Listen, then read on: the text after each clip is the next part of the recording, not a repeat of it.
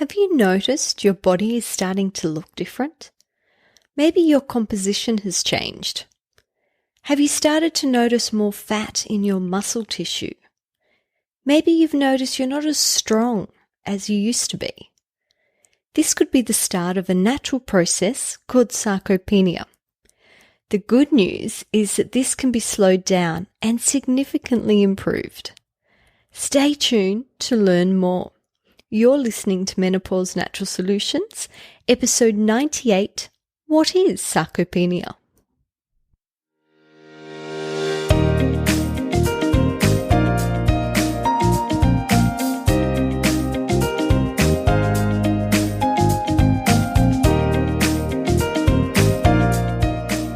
Welcome to Menopause Natural Solutions, your podcast for all things perimenopause, menopause and beyond. Stay tuned as your host, Naturopath Jennifer Harrington, explains how to use natural therapies to find your ultimate health and happiness during your transition.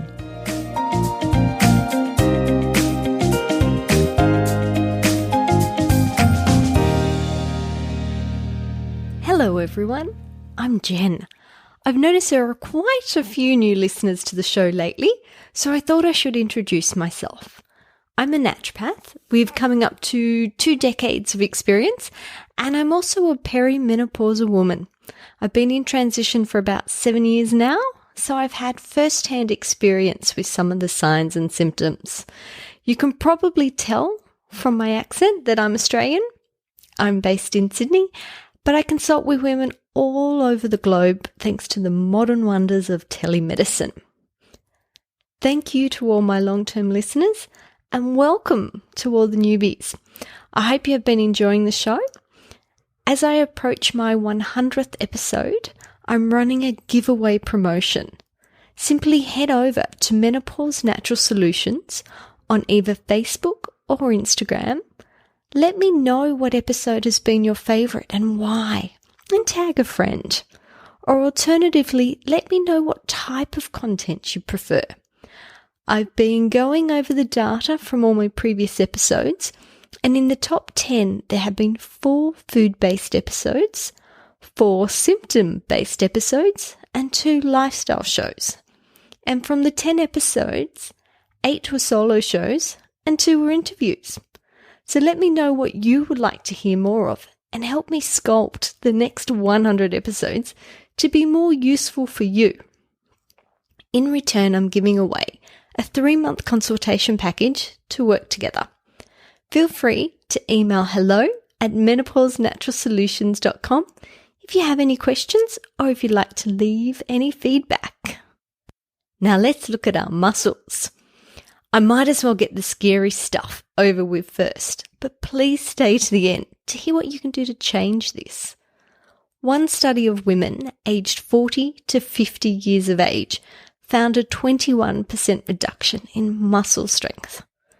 Unfortunately, I know many women that fall into this category.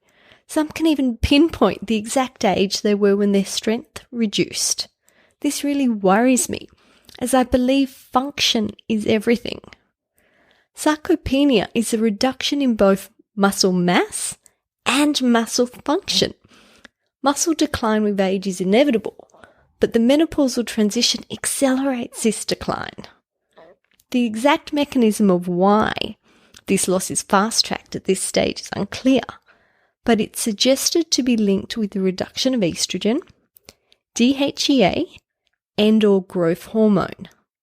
But other factors like the reduced sensitivity of insulin, reduced circulation, dehydration, increased inflammation, and oxidative stress may also be causative factors. Starting in your 20s, your muscle mass can start to decline, but it's at a really low rate. This speeds up around the age of 40, and by the time you have completed your transition into menopause, the amount of non-contractile tissue, otherwise known as intramuscular fat, per unit of muscle increases. It may even have doubled by the time you reach 65.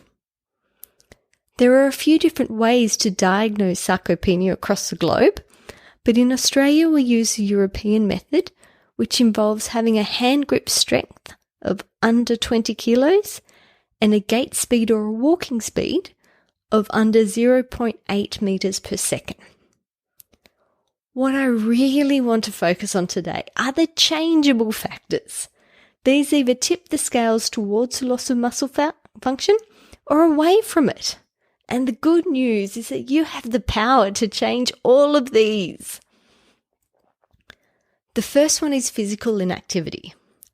There really are no excuses to not get moving these days. I'm in lockdown and can't go to the gym, but I have a kettlebell and a set of resistant bands at home to complement my daily walk. The research is really pointing to resistance style exercise, aiming for a minimum of 2 to 3 sessions a week.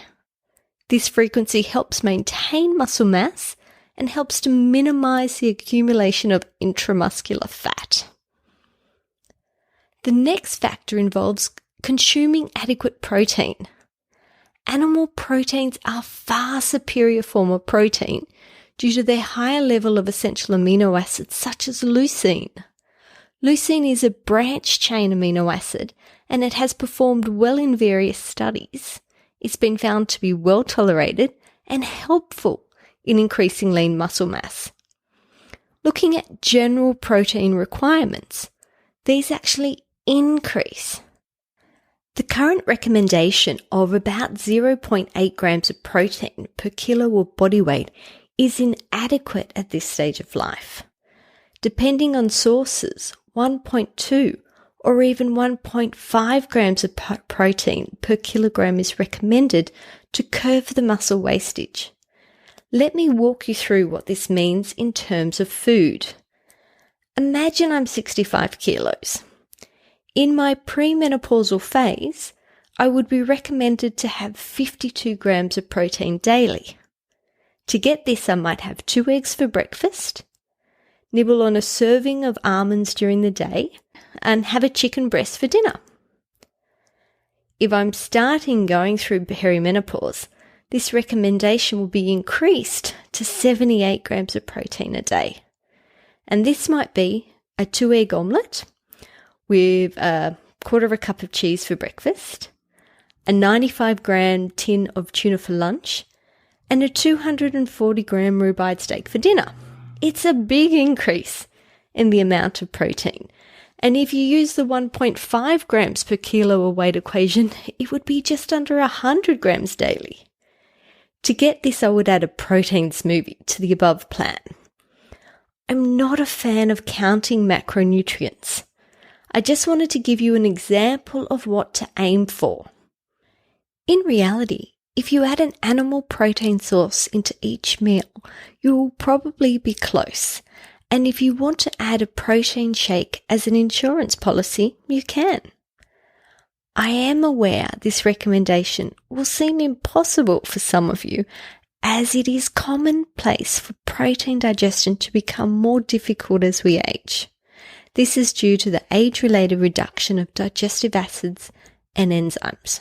Reach out if you need a hand. On to vitamin D status. Having optimal vitamin D helps increase muscle fiber numbers and muscle fiber size, increases protein synthesis, decreases inflammation, decreases intramuscular fat, and increases lean muscle mass and strength.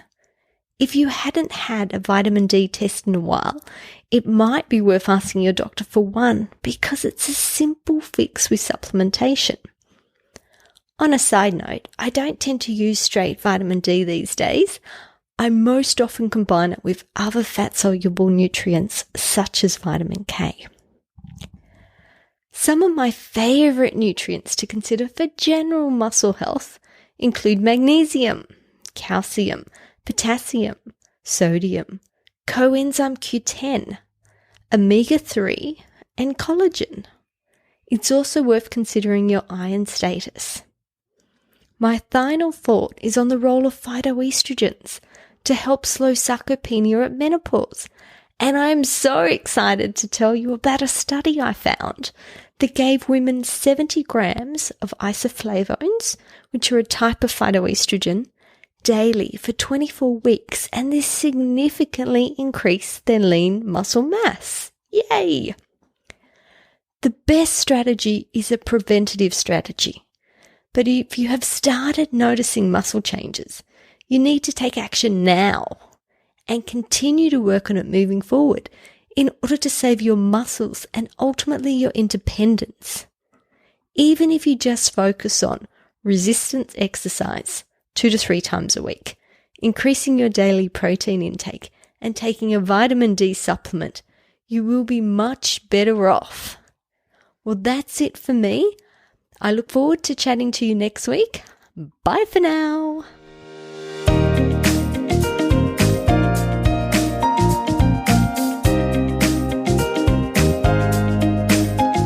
Thank you for listening to Menopause Natural Solutions. This podcast contains general information about menopause. It is provided as a guide and is not intended to replace medical advice. Opinions of guests are their own, and this podcast does not endorse or accept responsibility for statements made by guests. If you have enjoyed today's episode, please share it with a friend.